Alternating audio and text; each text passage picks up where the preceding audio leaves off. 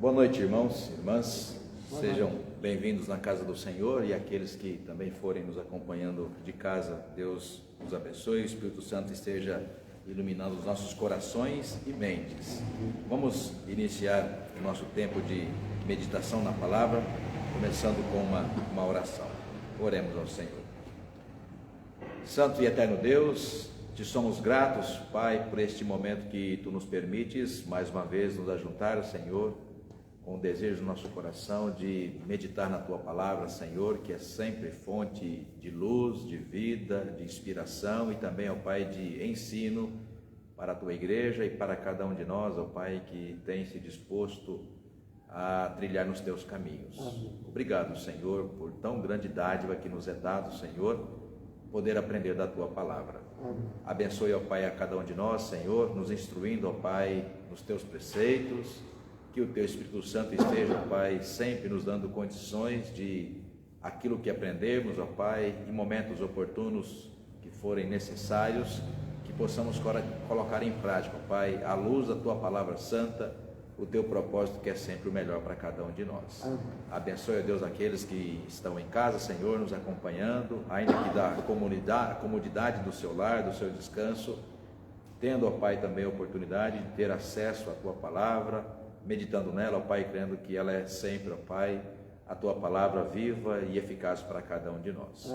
Perdoa-nos, Senhor, Tu sabes e conheces os pecados que cometemos, Senhor, as nossas falhas, omissões, nem sempre, ó Pai, com vontade, porque muitas vezes, ó Deus, somos também traídos pela nossa própria natureza, como diz o apóstolo Paulo em Romanos 7, mas a grande diferença, ó Pai, entre nós que somos filhos e filhas, é que, sendo habitados por Teu Santo Espírito, quando pecamos, Senhor, ainda que por palavras, ações e pensamentos, Senhor, somos convencidos pelo Teu próprio Espírito a nos confessar, Senhor, a nos arrepender e buscar sempre, ó Pai, a novidade de vida, a santidade, ó Pai, em Cristo Jesus. Conduz os nossos passos, ó Deus, conduz-nos nesse tempo de meditação. É o que nós Te pedimos, Senhor, agradecidos em nome de Jesus. Amém. Amém. Amém. Só para nós abrirmos a nossa reflexão, a gente vai voltar a falar sobre o conteúdo do culto a Deus, primeiro a sua instituição, ou seja, quando Deus requereu dos seus eleitos, do seu povo, né, quando se manifestou pelas primeiras vezes, né, na Escritura, qual era o conteúdo do culto e com que propósito o culto foi instituído. A gente estudou o tema 2 quartas-feiras atrás. Semana passada nós não tivemos, por razões que todos vocês conhecem, e hoje nós vamos retomar esse tema. Então, abra lá em 1 de Timóteo, no capítulo 2, vou pedir para o presbítero Marcos, leia apenas o versículo 1, para a gente iniciar a nossa reflexão sobre o culto a Deus, falando do conteúdo e, ao mesmo tempo, da necessidade que o povo de Deus tem de cultuar ao Senhor. 1 de Timóteo, capítulo 2, verso 1. 1 de Timóteo? Isso, 1 de Timóteo 2, verso 1. Tu, pois, filho meu, fortifica-te na graça que está em Cristo. Acho que é na primeira carta, né? Na primeira. Na primeira. 2, 1. Antes de tudo, Isso. pois exorto que se use a prática de súplicas, orações, intercessões, ações de graças em favor de todos os homens. Exato. Bom, então nós temos aqui, né, um dos elementos do culto a Deus, né, que na tradição reformada é chamado de meio de graça. Então, o culto a Deus, a palavra culto, né, dá a ideia de reverenciar aquele sobre o qual nós, prostrados, reconhecemos majestade, glória e poder, né? Então nós cultuamos, a ideia de culto é prostrar-se e reconhecer a glória de um soberano, né? De um Senhor. Daí a fragilidade que a gente vê muitas vezes, quando pessoas, por diversas razões, transferem esse culto à imagem, com todo respeito, né? A tradição católica romana, que é a nossa tradição, é a nossa igreja mãe, mas um dos principais elementos que foram criticados pelos reformadores, exatamente dois principais, é a venda da salvação e também a adoração de imagens, né? Porque a imagem, de alguma forma, né, é uma aberração no sentido de que nós mesmos podemos fabricar uma imagem, é uma réplica, e ao mesmo tempo, além de uma réplica de um ser humano, como são, por exemplo, os santos, né? O Santo Antônio, né? O São João, o São Pedro, o São Paulo, né? Então, ainda que sejam pessoas biblicamente, aquelas que são personagens bíblicas, né? Como São Pedro, São Paulo, pessoas respeitáveis e inspiradoras para a nossa própria vida cristã, né? Foram seres humanos, né? Pecadores, não foram objeto do nosso culto, né? Os santos, né? Mesmo Maria, né? Agraciada entre todas as mulheres, Lucas capítulo 1, né? Com todo respeito à mãe do Senhor, né? Ela não é o objeto do nosso louvor, ou como dizem na tradição católica, né? Não é objeto da nossa veneração. Então nós respeitamos o lugar que essas pessoas encontraram na história, né? Na história bíblica e na história da igreja, mas não é o objeto da nossa adoração. Nem o próprio ser humano, nem muito menos quando a gente vai e constrói uma imagem, uma réplica, fazendo memória daqueles determinados personagens, né? Então, o primeiro elemento é a questão do culto de reverência à glória do Pai. Depois ele coloca a importância da oração, né? A importância da oração. Então, a oração é o segundo passo de quem crê em Deus. O primeiro passo é o culto, né? Tanto que os teólogos sempre fazem questão de dizer qual que é a primeira função da igreja. Lá, a primeira função da igreja a gente acha que é a missão, né? Não, não é a missão, a evangelização. A primeira missão da igreja é a adoração a Deus. Se uma igreja não é capaz de reconhecer a Deus em culto e em louvor e adoração, né? Ela não tem motivo para fazer missão. Então o culto a Deus é, primeiro, uma convocação do próprio Deus. Se Deus não tocar nosso coração, nós não fazemos culto. A gente começou a ver na semana retrasada os primeiros textos de Gênesis, quando personagens bíblicos passaram a erigir um altar, né? Erigir um altar, e ali prestaram culto a Deus, foram primeiro, Marcos, provocados por Deus. Então o ser humano só pode prestar culto a Deus quando é por ele provocado. Então por isso se diz, né, que a iniciativa do culto, e aí no seminário os alunos no começo sempre acham esquisito, né? Não é só na igreja não, o próprio aluno do seminário ele acha esquisito, mas a iniciativa do culto, né, sempre é divina. Mas não é a gente que marca o horário, o lugar, né, e o que vai ter Não. A iniciativa do culto é sempre divina. E como é que se dá isso? Quando o Espírito Santo toca no seu coração. Quando ele toca, ele te convence a continuar crendo, ele te convence a prestar a ele louvor, ele te convence a prestar a ele a oração, ele te convence, comovendo diante da causa do outro, aí a intercessão, como no texto que foi lido, ações de graças, ele te convence de que aquela bênção, aquele momento, aquele acontecido na sua vida foi algo importante, marcou você, ele te convence de uma ação de graças pela bênção recebida, e também em favor de outros que passam necessidade.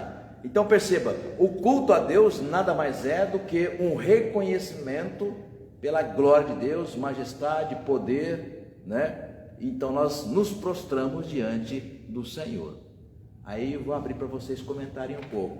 Diante disso, né, a gente vai, claro, passar por outros textos bíblicos, presbítero Milton, mas diante disso, quando a gente começa a analisar o culto hoje, né, não parece que a gente está vivendo um distanciamento desses princípios fundamentais da Escritura, né? O que isso quer dizer, pastor?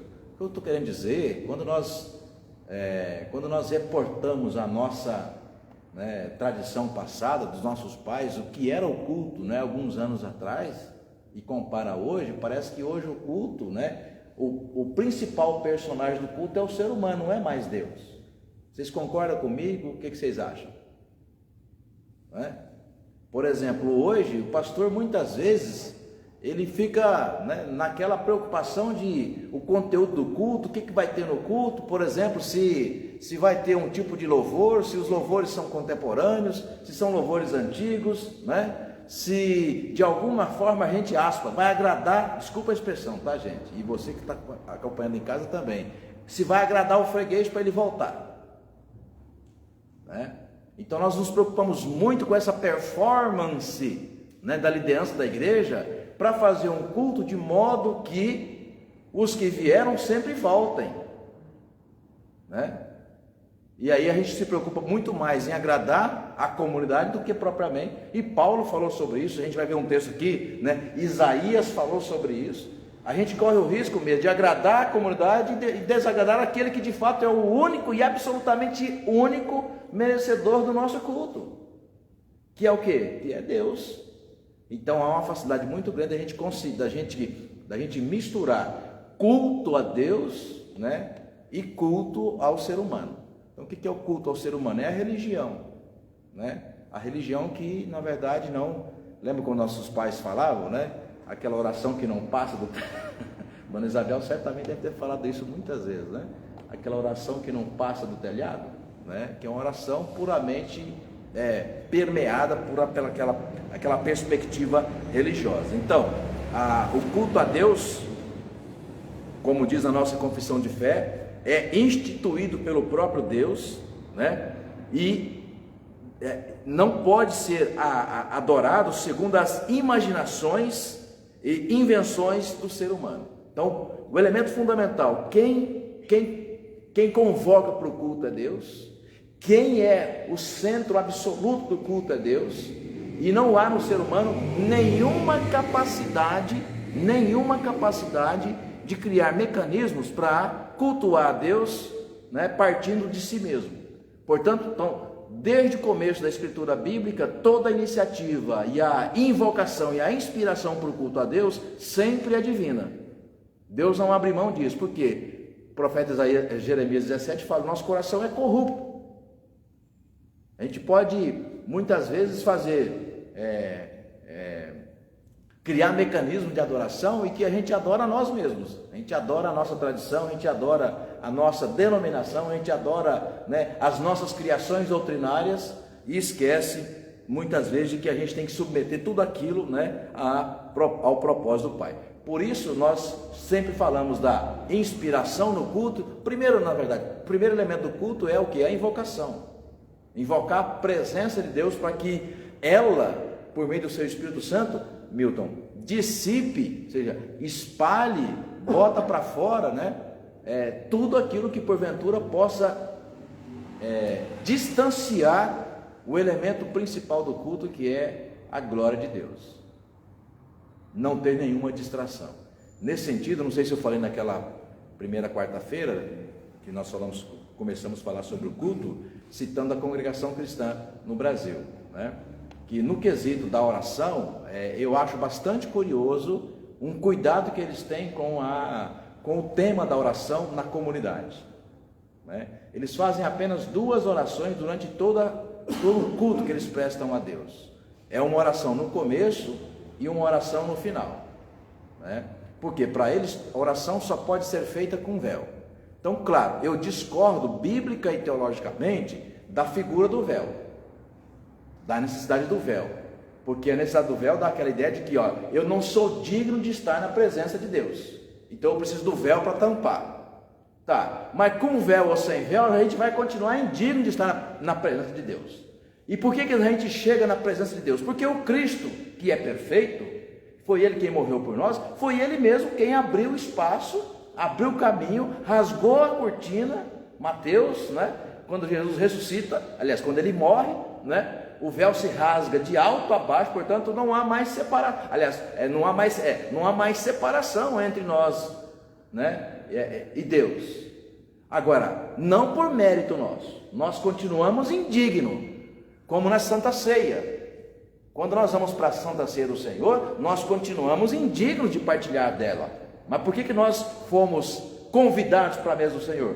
Por causa da fé, mediante a graça que nos foi oferecida. Então, pela graça, mediante a fé, nós partilhamos na mesa do Senhor, não porque merecemos, mas porque recebemos gratuitamente a bênção da comunhão, a bênção da adoção como filho e filha em Cristo Jesus. Portanto, a gente percebe que esse momento da reverência que a congregação cristã no Brasil tem, é para dizer o seguinte: olha, a oração nada mais é importante a não ser aquele momento. Então, para-se tudo.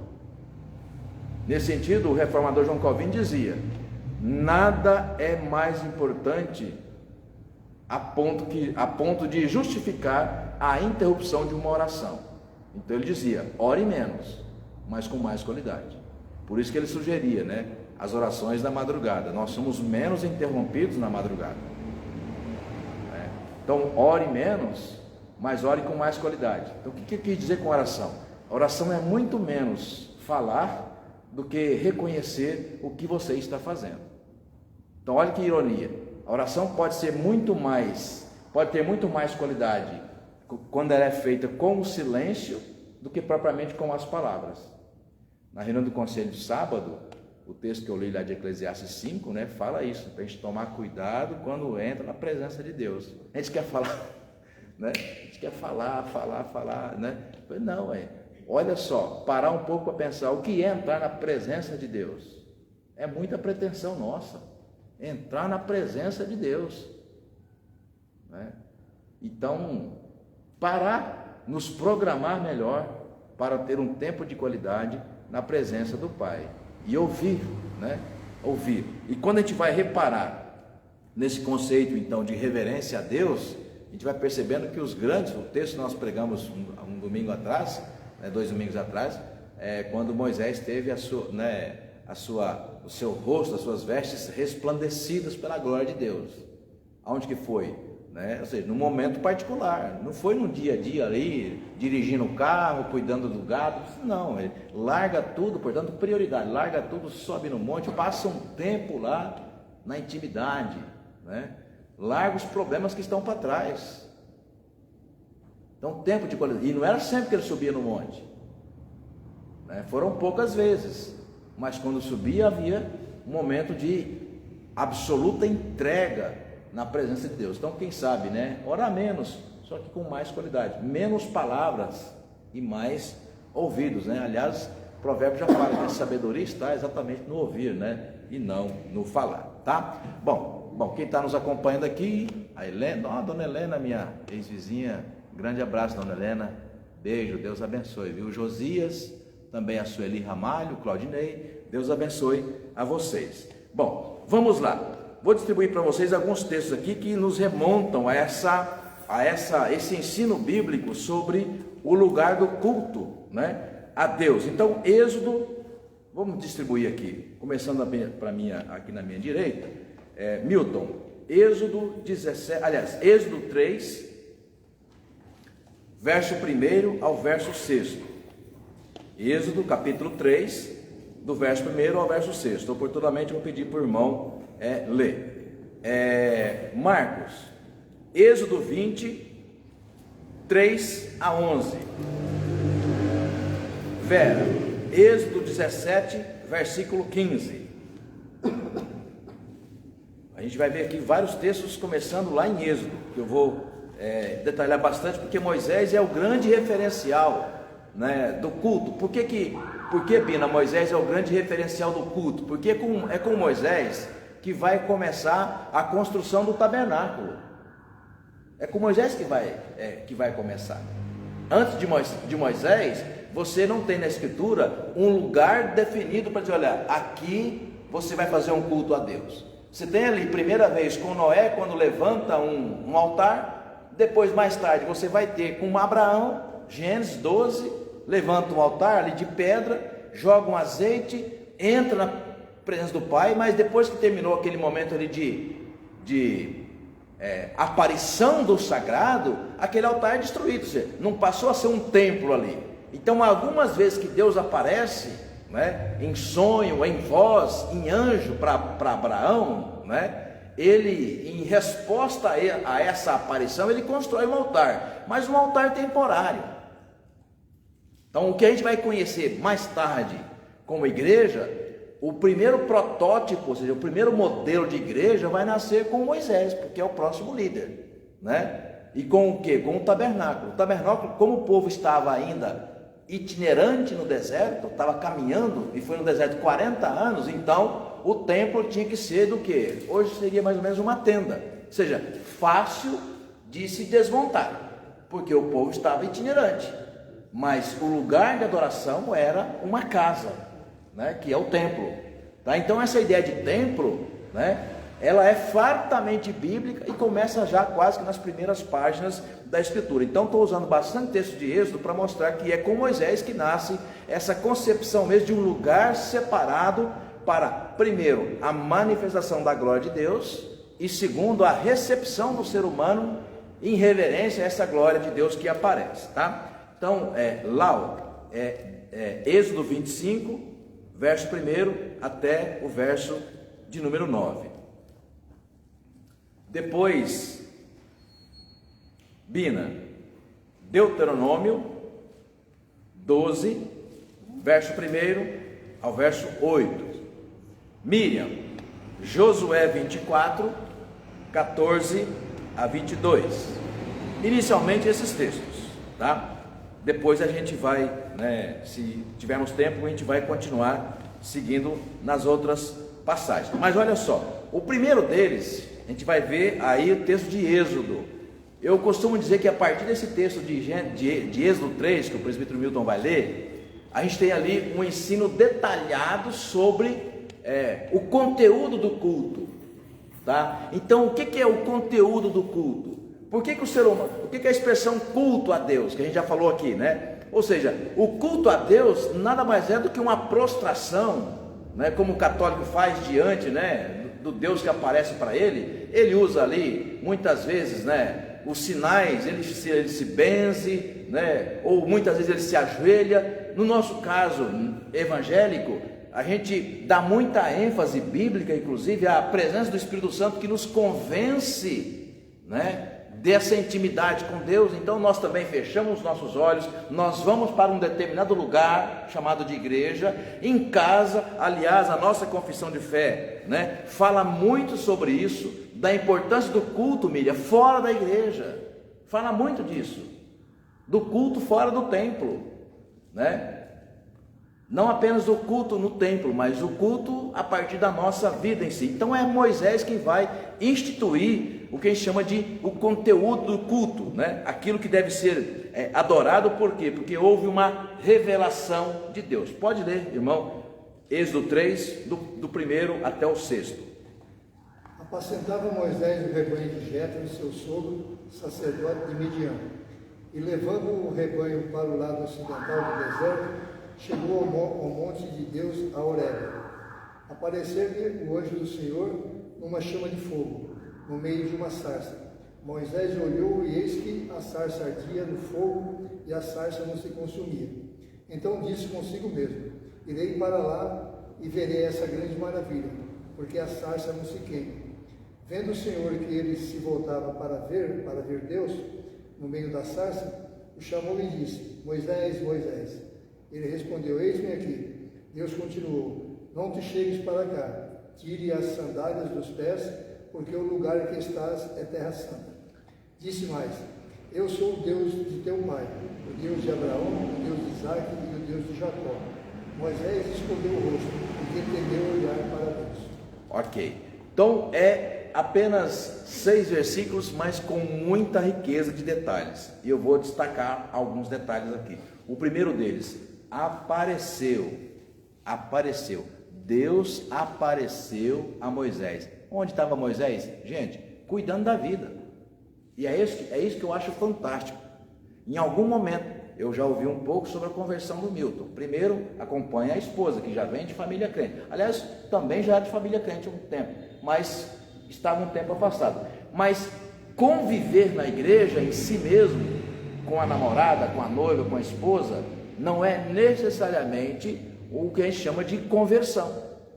Então o que é a conversão? É a ideia de que em algum momento o véu é tirado, e aí a pessoa começa, ela é convencida em si mesma, aí já não é mais pelo esposo, pela esposa, pela mãe, pelo pai, não. Agora porque Deus que passa a fazer sentido. Para Moisés é quando Deus aparece numa sarça, é um mistério, né? E ele aparece. Então veja a expressão: O Senhor apareceu a Moisés. E aí os reformadores diziam isso: se Deus não te aparecer, não é você quem decide ser crente. Então o culto é uma expressão do quê? Do nosso reconhecimento de que Deus apareceu a mim. Então você se convenceu. Então cultuar é o quê? É prostração. E por que você prostra? Você prostra porque você reconhece que Deus apareceu para você. Então o primeiro momento é: o Senhor aparece a Moisés. Ele está cuidando da vida dele. Na vida de cada um de vocês, Deus apareceu de forma diferente em algum momento. O que você estava fazendo, você sabe. Em algum momento a chave liga, começa a fazer sentido para você. Moisés estava no campo cuidando do rebanho de seu sogro. Então o primeiro detalhe, o Senhor aparece a ele. O segundo detalhe, ele é comovido por aquilo e fala: opa, pera lá, o que está acontecendo? Ou seja, há um interesse. Então tem uma ação, presbítero Milton. A primeira ação é a ação divina. Deus decide e vai ao encontro de Moisés. Quando há ação divina, há uma reação humana. Qual foi a reação de Moisés? Não, eu vou para lá, o que é isso? Eu quero saber mais. Ele se aproxima. Quando a gente se aproxima de Deus, Deus torna-se mais íntimo de nós. Quando ele chega mais próximo de Deus, o que ele ouve? Ele ouve uma voz, começa a fazer mais sentido ainda. O que antes era um enigma, uma árvore pegando fogo e não virava cinza, o que é isso? Ele se aproxima. Então, o gesto de se aproximar mostra para Deus o quê? Há aqui alguém que quer. Apocalipse 3:20, eis que estou à porta, Marcos, bato, se alguém ouvir a voz, né? Abrir a porta, eu entrarei, cearei com ele e ele comigo. Então há uma ação divina e pode haver uma reação humana. Moisés reage à aparição do Senhor. E quantos não reagem? Muitos não reagem. Muitos lá se tornam, que a gente costuma dizer, amigo da igreja. Gosta de vir de vez em quando, vem no culto, né? Cantata de Natal, sempre tem, né? Vai um almoço. Então tem muita gente que gosta da comunidade, mas ainda não houve uma aparição do Senhor para determinada pessoa, né? No caso de Moisés, então ele reage, por quê? Porque ele percebe que Deus está ali, tá? Então ele chega mais próximo. No que ele chega mais próximo, ele ouve uma voz: tira as sandálias. Então a ideia de tirar as sandálias é terra santa. Então a ideia é do seguinte: olha, você precisa entender o que é estar na minha presença, entrar na presença de Deus. Tem um teólogo que dizia, que já é falecido, algo que eu gosto bastante: quanto mais próximo de Deus, mais pecador a gente se sente. A gente entende na religião que é o contrário, né? Sabe aquele super crente? Aquele cara que acha que é o mais crente de todos, né? Geralmente na família da gente tem gente assim, né? Sempre um que acha que você é sempre o maior dos pecadores e ele é o mais crente, né? Por quê? Porque ele ora muito, lê muita palavra, está sempre na igreja. A gente acha que isso é estar próximo de Deus, né? Esse determinado teólogo diz o seguinte: quanto mais próximo de Deus, menos crente você se acha, porque quanto mais próximo de Deus, mais a glória de Deus é chamuscada sobre você. Ou seja, a glória de Deus, aquela luz de Deus brilha muito sobre você. E quando mais você é alumiado, mais você vê o quê? A sua condição de pecador. Então é o contrário, não a gente mais próximo de Deus achar que a gente está mais santo ainda, né? É simples. Você pega uma lanterna e coloca ela em cima da mesa, lá naquela lá. Imagina aqui tudo escuro, coloca a lanterna lá em cima da mesa. Ela tem um foco limitado. Se você for muito longe, deixando a lanterna lá, vai chegar uma hora que vai acontecer o quê? Ela não será mais suficiente. Agora, quando você pega ela e leva aqui, ó, pertinho, em cima de um botão de camisa, olha, você vê perfeitamente o botão, né? Então, quanto mais a luz de Deus está próxima de nós, mais nós vemos quem nós somos, né? Que é o que o profeta Isaías fala quando Deus aparece para ele: estou perdido, Senhor, eu não mereço, eu sou um homem que fala palavrão, e na minha família isso é regra, todo mundo fala, né? Eu não tenho condições de estar a seu serviço. Aí diz o texto, Isaías 6, né, que Deus com uma tenaz, é uma metáfora, né? Deus com uma tenaz, ou seja, passa ali na boca dele, limpa, santifica aquele homem e fala: pronto, agora você está pronto para ir. Então tirar a sandália ali para Moisés significou o que, Miriam? Reconhecer a glória de Deus. E é isso, irmãos, muitas vezes nós estamos perdendo. Queremos tanto agradar a comunidade que deixamos de entender que esse lugar é o quê? É um lugar de prostração, de reconhecimento da glória de Deus. Então é Ele que deve ser o quê? Cultuado, e não as nossas vontades, né? E não as nossas necessidades. Nós traduzimos muito o culto um espaço de ação social, né? A gente está sempre pedindo, né? Eu preciso ir na igreja, porque meu coração não está muito bom, ou seja, sempre aquela ideia de que eu vou a Deus para eu me dar bem. Então o culto não é isso. Culto é uma sensação de quê? De reconhecimento da glória de Deus, e quando nós reconhecemos essa glória, nós nos prostramos diante da glória de Deus. O último momento aqui, no texto que o irmão leu, ele fala também do que? O Deus de Abraão, o Deus de Isaac, o Deus de Jacó. Pais, né? Olha, os pais espirituais, né, de Moisés, os pais que chegaram até Moisés. Então ele fala, Abraão, porque foi chamado pai da fé, erigiu um altar, culto a Deus. Isaac, a mesma coisa. Jacó, falamos Jacó domingo, sai de casa conturbado.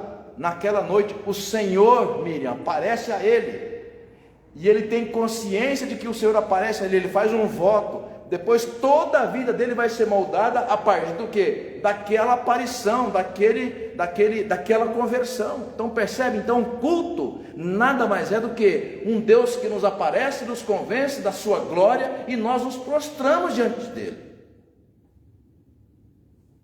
Então o culto começa sempre com Deus. O culto começa sempre com Deus. É Ele quem nos provoca o culto, porque o culto é secundário. A primeira ação, né, que é primária, é o quê? É um Deus que te provoca. E como é que ele te provoca? Ele aparece em você, ele te convence. Ele te convence da oração, do louvor, da prostração, do reconhecimento, da necessidade, da condição de pecador. É tudo isso. É a glória de Deus que nos convence, né, de que nós precisamos cultuar ao Senhor. Próximo texto, Vera, depois o Marcos leu o próximo, Êxodo 17, verso 15, pode ler, irmã. Moisés edificou um altar, ele chamou, o Senhor é a minha bandeira. Exato. Então Moisés, a ideia de que ele herda isso dos seus antepassados, erguer um altar. Então, quando ergue um altar ali, ele reconhece uma bandeira. É uma metáfora. Que bandeira é essa? Vamos pensar em nação, né? Qual é a nossa bandeira? A bandeira representa o quê? As nossas cores, mas representa o quê? A nossa cultura como um país. O quê? A ideia do verde e amarelo lembra muito o que é o Brasil, o mato, né? A floresta amazônica. Ou seja, então a bandeira tem a ver com identificação, com identidade, quem nós somos. Então quando diz a expressão, o Senhor é minha bandeira, quer dizer o seguinte, olha, a quem você está se referindo, né? Com todo respeito às religiões afro-brasileiras, né? Se não fosse a bandeira divina, né, do altar ali, o azeite, e aí o altar apenas como espaço, né, de manifestação divina, mas é um espaço vazio. Por que é um espaço vazio, presbítero Marcos? Porque o nosso Deus é um Deus invisível. Nós nunca vemos a Deus, né? Deus, muitas vezes, quando se manifestou, ele usou metáforas, né? Ou seja, imagens, mas Deus não é uma imagem, né? Ainda que ele tenha se manifestado um anjo, o próprio Cristo, né? Ele desce da sua glória, que é a glória divina, nasce de Maria, pecador, né? Ele se faz pecado por nós, não que ele tenha cometido pecado em si, mas ele se faz pecador por nós, morre e ressuscita. Portanto, na ressurreição ele volta àquela glória de antes. Então, o corpo humano do qual Jesus experimentou para estar revelado entre nós é um corpo humano temporário. Porque depois que ele morre e sobe aos céus, aquele corpo humano que tinha veia, que tinha músculo, que tinha cabelo, suor, né? Fazia o número 1, fazia o número 2, esse corpo que vai ser destruído e depois ressurreto num corpo que Paulo vai chamar em Coríntios de glorificado. Então não mais um corpo limitado, um corpo que chora, um corpo que adoece, um corpo que envelhece. Jesus nasce criança e vai crescendo até chegar à fase adulta, portanto um corpo limitado, até o dia da sua ressurreição, depois um corpo glorificado. Então Deus não é essa imagem na qual nós o visualizamos. Essa imagem é apenas instrutiva. Próximo texto. Dos 10 mandamentos, irmãos, isso é bastante curioso, o texto que o Marcos vai ler. Dos 10 mandamentos que nós temos no primeiro texto bíblico, quando fala dos mandamentos de Deus, dos 10 mandamentos, os 5 primeiros falam só sobre a glória de Deus. É isso que a gente vai conferir agora. Êxodo 20, do 3 a 11. Por favor, Marcos. Êxodo 20 melhor. Êxodo 20, verso 3 até o verso 11. Não terás outros deuses diante de mim. Não farás para ti imagem de escultura, nem semelhança alguma do que é em cima nos céus, nem embaixo na terra, nem nas águas debaixo da terra. Não as adorarás, nem lhes dará culto, porque eu sou o Senhor teu Deus, Deus zeloso, que visita a iniquidade dos pais, nos filhos até a 3ª e 4ª geração, daqueles que me aborrecem, e faço misericórdia até 1000 gerações, daqueles que me amam e guardam os meus mandamentos. Não tomarás o nome do Senhor teu Deus em vão, porque o Senhor não terá por inocente o que tomar o seu nome em vão. Lembra-te do dia de sábado, para o santificar. 6 dias trabalharás e farás toda a tua obra. Mas o 7º dia é o sábado do Senhor teu Deus, não farás nenhum trabalho, nem tu, nem o teu filho, nem a tua filha, nem o teu servo, nem a tua serva, nem o teu animal, nem o forasteiro das tuas portas para dentro. Porque em 6 dias fez o Senhor os céus e a terra, o mar e tudo que neles há, e ao 7º dia descansou. Por isso, o Senhor abençoou o dia de sábado e o santificou. Obrigado, até aí. Olha que coisa linda. Os primeiros 5 mandamentos, Deus dizendo para o ser humano, o que é o culto? Não aparece a palavra culto, claro, mas está mostrando por que a gente cultua a Deus, porque Deus é glorioso. Então ele fala, Deus criou todas as coisas. Então ele fala, quem criou todas as coisas? Fui eu. Não foi o Deus, por exemplo, mesopotâmico, o Deus dos babilônios, que era o Deus lua, o Deus sol, o Deus natureza, a terra, o trovão, as estrelas. Não foram esses deuses que os babilônicos, os babilônios, os mesopotâmios ou mesopotâmicos, criaram nas suas inspirações culturais, Não foram esses. Então quem é que livrou Israel? Quem é que conduziu Israel no deserto? Deus fala, fui eu. Então ele fala assim, olha, então você não vai adorar outros deuses. Por quê? Quem te manifestou? Quem cuidou de você? Quem te abençoou? Foi tu, Senhor. Bom, então eu sou o seu Deus, Então aí a gente respeita outras religiões, mas para nós que temos a Escritura como a nossa regra de fé, nós temos que seguir o que está escrito aqui. Então ela fala, olha, você não vai ter outros deuses fabricados pelas suas próprias mãos ou pelas culturas humanas. Por quê? Porque quem fez todas as coisas? O nosso Criador. Então é a Ele, Milton, que nós nos prostramos e reconhecemos Deus como o quê? Um Deus glorioso. Por isso ele fala, não tenha outros deuses além de mim. Mandamento 2, não faça para você imagem de escultura, ou seja, não construa um Deus. Mandamento 3, verso 5, não adore essas coisas. Mandamento 4, verso 7, não tome o nome de Deus em vão. Os 4 primeiros mandamentos. 5º mandamento, lá no verso de número 8, lembra-se do dia de sábado para o santificar. Então guardar o sábado, 5º mandamento. Por quê? Guardar o sábado para dizer o seguinte, olha, Deus é o Criador e Ele te manda o sábado, que é o 7º dia, Deus descansou e diz, olha, no 7º dia você não trabalha. Então não trabalhar no 7º dia, naquela cultura, era o quê? Glorificar, Marcos, a Deus. É uma forma de culto. Então percebe, de 10 mandamentos, a metade, tudo voltado para o quê? O conteúdo do culto. Reconhecimento da glória de Deus. Então culto é reconhecer a glória de Deus.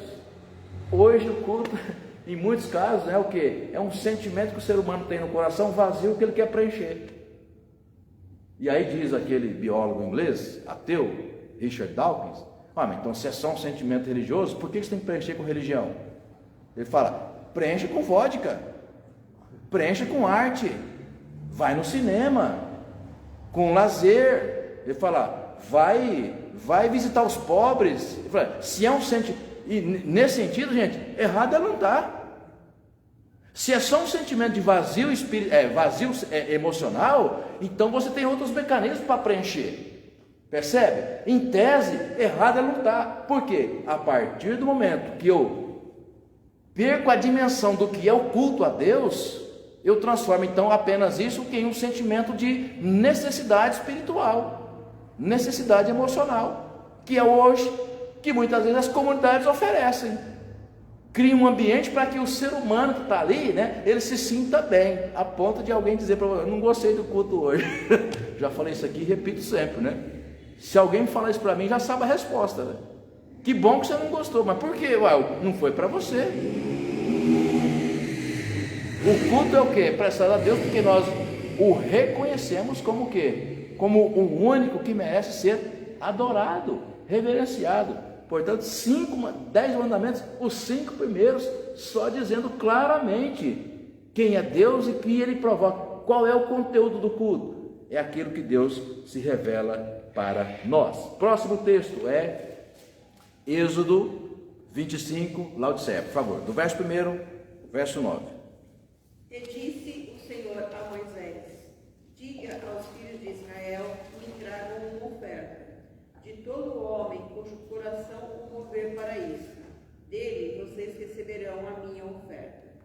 Esta é a oferta que dele vocês receberão: ouro, prata e bronze, pano azul, púrpura e carmesim, linho fino, pelos de cabra, peles de carneiro tingidas de vermelho e peles finas, madeira de acácia, azeite para a iluminação, especiarias para o óleo da unção e para o incenso aromático, pedras de ônix e pedras de engaste, para a estola sacerdotal e para o feito, para mim o santuário, para que eu possa habitar no meio deles.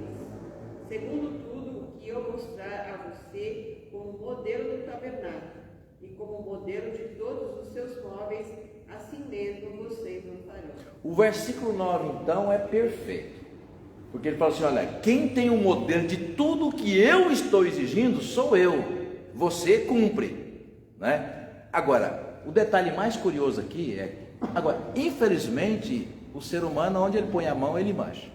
É igual deixar as digitais, não tem jeito, né? O ser humano põe a mão no culto, ele mancha o culto. O ser humano põe a mão na Bíblia, ele mancha a Bíblia. Ele faz a Bíblia dizer o que ele quer que ela o que ele quer que ela diga, né?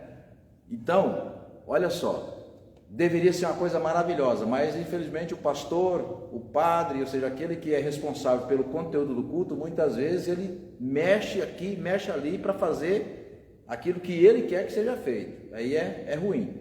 Quando isso acontece, muitas vezes vem um mau testemunho, né? O nome da igreja é manchado e aí sofre. Mas o capítulo 25 que você leu, Lau, mostra, por exemplo, coisas que são difíceis para a gente demonstrar que está confiando 100% em Deus. Ele não fala aqui, por exemplo, Milton, olha, vamos fazer um dos conteúdos do templo, vai ser de rama de mandioca. E o que vale rama de mandioca? Né? Vale muito pouco.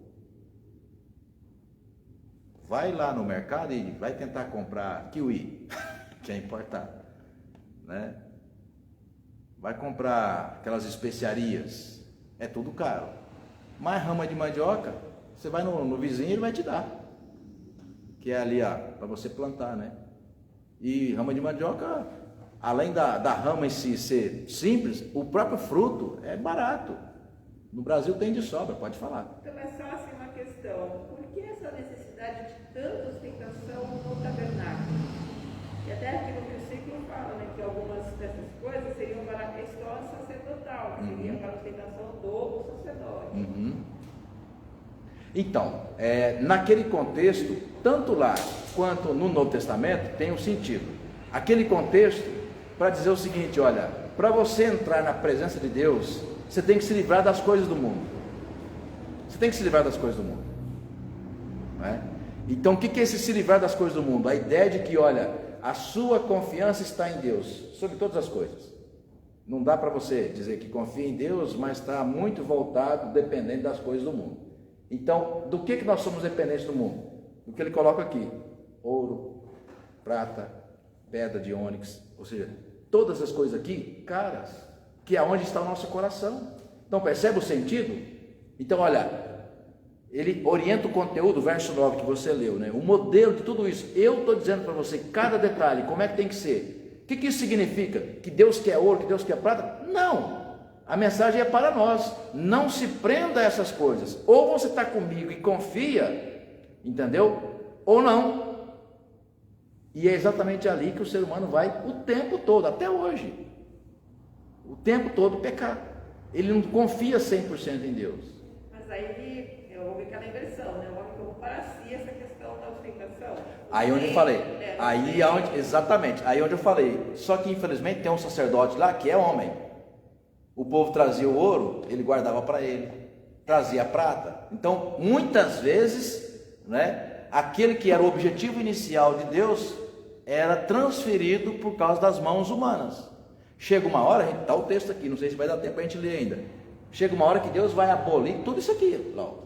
Fala, não, chega, não adianta. A discussão com Jesus, quando ele chega no tanque, né? A mulher fala, não, mas é o tanque de Jacó. Não, é o tanque em Betesda. Olha, nem aqui, nem lá. Mas, João 4, né? Mas Deus está à procura dos verdadeiros adoradores que o adorarão em espírito e em verdade. Ou seja, Jesus vai falar, olha, esse grande templo que demorou-se anos para ser construído, ele será destruído e reconstruído em 3 dias. Aí os fariseus falaram, como você está louco? Isso aqui foram anos para construir, é uma coisa gigantesca. Ele não se referia ao templo físico, mas se referia o quê? A sua morte, sexta-feira, e ressurreição no domingo. Ou seja, qual é o verdadeiro conteúdo do culto no Novo Testamento? Não mais o templo, e sim o quê? O Cristo. Claro que por uma questão de ensino, missão e adoração coletiva, nós continuamos a precisar do templo. Nós não podemos transferir para ele o objeto da nossa adoração, que é o que muitas vezes a gente, sempre, né? Desde sempre, a gente acaba correndo o risco de fazer. A gente adora o espaço em si, a gente briga pelo espaço em si, a gente luta para que o nosso poder se mantenha no espaço em si, mas Deus não está preso, né, ao templo. Há muito aquela expressão, né, quando um templo fecha, faliu, né? Faliu, quando uma denominação faliu. E aí eu já ouvi muito essa pergunta. Essa pergunta é feita no seminário. Então como explicar, pastor? Mateus 16 fala, porque sobre essa pedra lançarei, né, a minha igreja, e as portas do inferno jamais prevalecerão contra ela. Então esse versículo é citado para dizer o seguinte, olha, uma igreja em hipótese alguma poderia fechar as portas, tipo, faliu, porque então a palavra de Deus não é verdadeira? Não, é onde a gente confunde denominação com a igreja. Então o que é a igreja? A igreja é a instituição invisível que Deus tem na terra.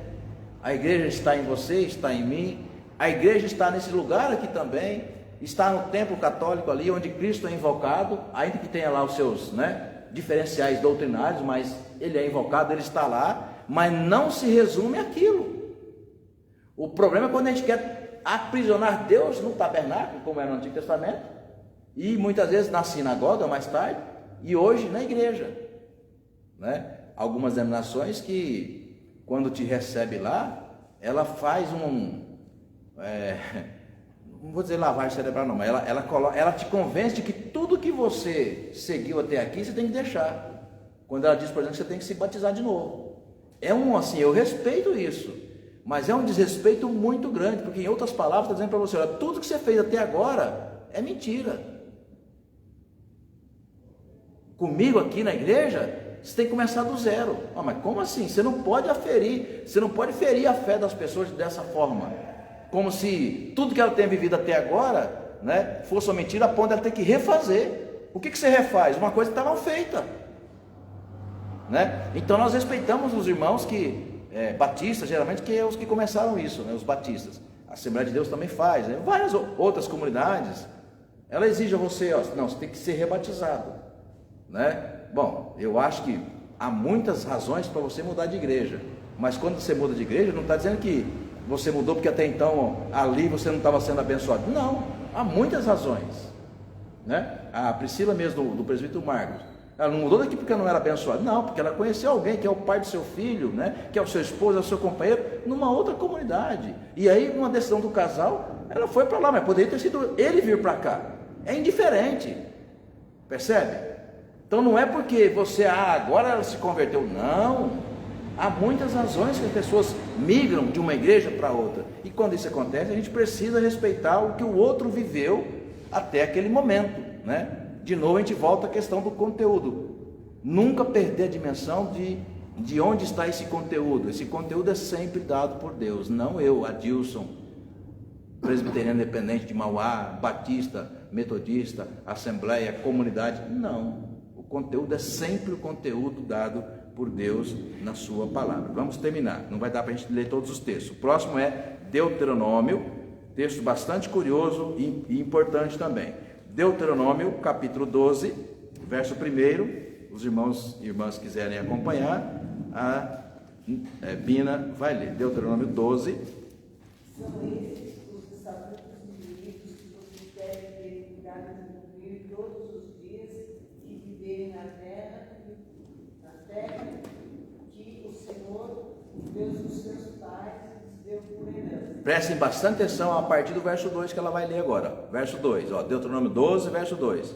Destruam por completo todos os lugares onde as nações que vocês irão expulsar serviram os seus deuses, sobre as altas montanhas, sobre as colunas e debaixo de toda a árvore frondosa. Só um minutinho, só para lembrar vocês aqui. Nós temos uma igreja, viu, Laodiceia?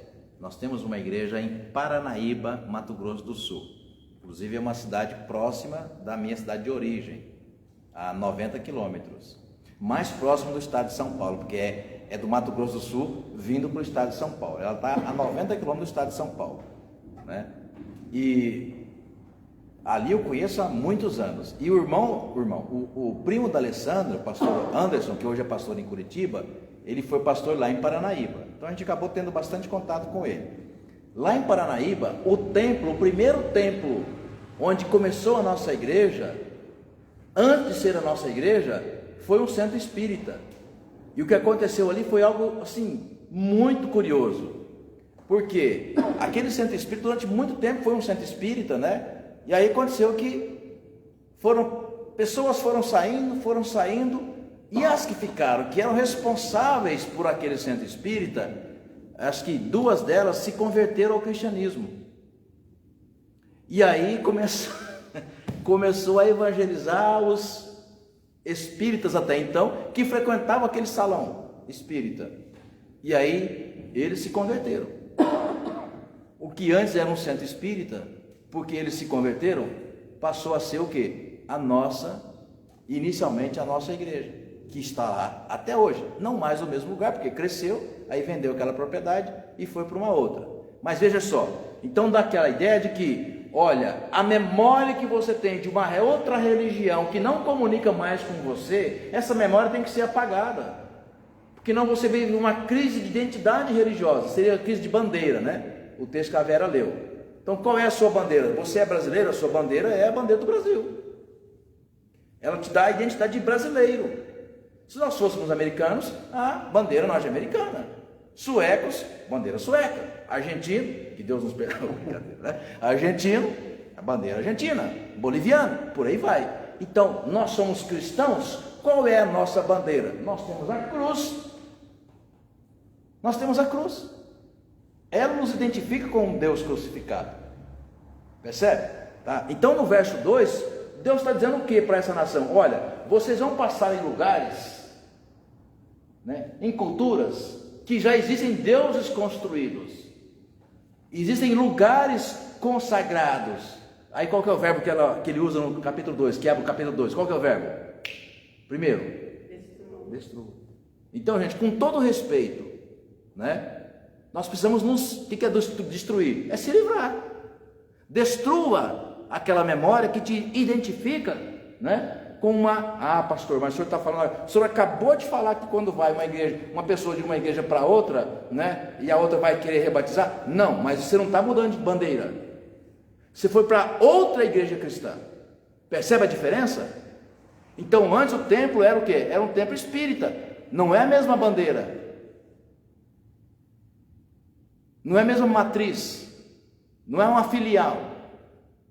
Então, quando alguém migra de uma outra matriz para uma religião diferente, bom, então elas não têm ligação.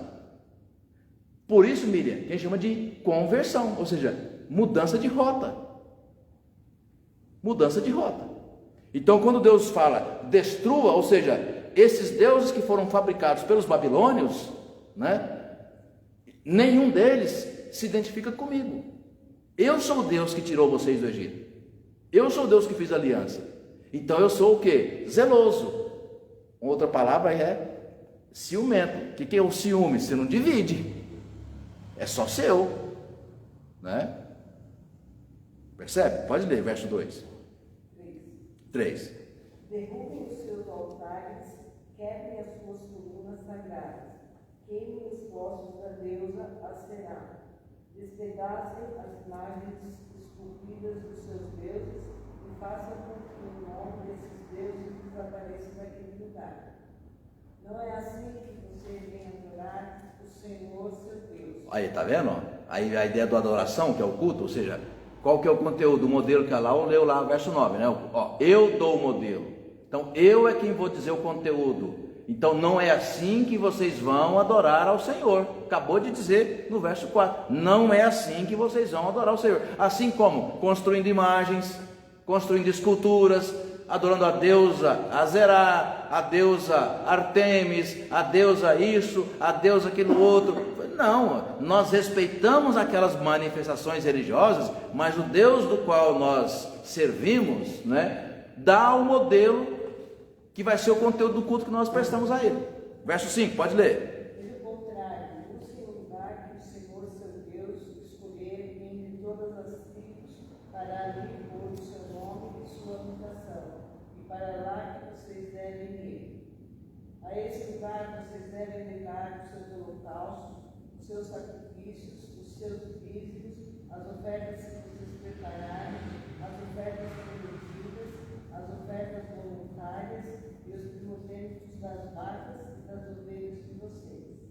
Ali vocês comerão diante do Senhor, seu Deus, e se alegrarão em tudo o que fizerem, vocês e sua família, do que o Senhor, seu Deus, os tiver abençoado. Vocês não farão como hoje estamos fazendo aqui, cada um segundo o melhor do cada. Exato, não poderia terminar melhor, né?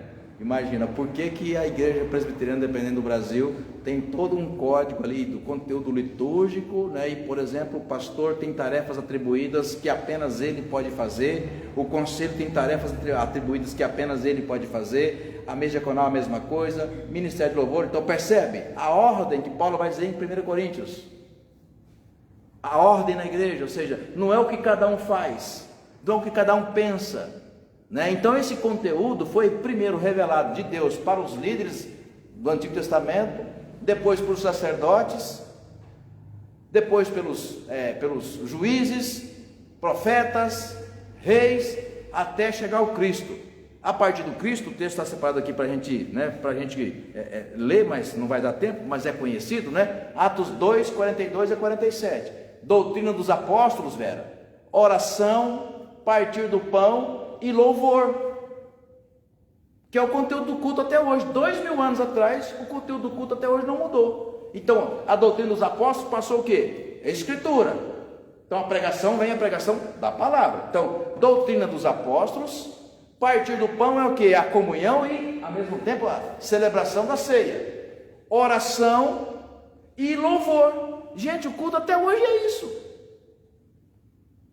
O que nós perdemos aqui e ali, e sempre precisa ser retomado, é o quê? É o conceito de reverência. A quem é o culto? Fugir da ideia de mecanicidade, né? Aquela coisa que você faz sem saber o que está fazendo, mas você faz por hábito, né? Domingo, se Deus permitir, a gente inicia, né, uma série de mensagens. A gente vai falar sobre o hábito, né? Muitas vezes o hábito da ideia de vício mesmo, que você repete aquilo por necessidade, mas nem tem noção mais, é como que eu fosse uma coisa mecânica, né? Então, volta e meia, a gente precisa ser desafiado a pensar, né, o que nós estamos fazendo, né, como é que deve fazer, a quem nós fazemos, né? Então, de alguma forma, o verso 8, a gente termina aqui, o verso 8, em Deuteronômio 12, mostra isso, né? Vocês não farão como hoje estamos fazendo aqui, ou seja, por isso nós estamos aqui de quê? De transição. Moisés está dizendo ao povo no deserto, não será assim, vai ter critério. Então, esse critério, olha, não será mais o que cada um quer fazer, mas sim como Deus está revelando, né, aos sacerdotes que Ele mesmo santificou, preparou, para que haja ordem, decência e para que haja um cuidado para com que esse conteúdo que é dado por Deus permaneça de alguma forma intacto, né? Bom, gente, tenho para mim que estou satisfeito com 2 aulas com esse tema. A partir da semana que vem, se Deus permitir, a gente muda para o próximo assunto. Então, quero agradecer a disposição de vocês que estão conosco, vocês que nos acompanharam de casa. Deus abençoe a todos vocês. Estou vendo ali ainda a Dani Silveira, um abraço para você, a Selma Dias, que vocês conhecem, a Maria Aparecida, a Maria, beijão para você, Maria, foi minha ovelha lá no Jardim Guarujá, o José Maiorino, foi minha ovelha no Tatuapé, olha que coisa boa, né? A Vitória Santos e também a Edeli Paris, foi minha ovelha também no Tatuapé. Grande beijo para todos vocês, Deus os abençoe em nome de Jesus. Vamos terminar com uma oração. Graças te damos, Deus, por esse tempo precioso que passamos na tua presença. Graças te damos ao Pai pelo privilégio que temos de meditar na tua palavra, Senhor, e dela aprender. E agora, Pai, que vamos retornar para os nossos lares, que a tua graça, o teu santo cuidado, ó Pai, continue repousados sobre nós. Que o teu Espírito Santo esteja, ó Pai, a cada dia nos iluminando o caminho, Senhor, para que o nosso proceder seja conforme a tua santa palavra. É o que nós te pedimos, já agradecidos, em nome de Jesus. Amém. Amém. Deus nos abençoe.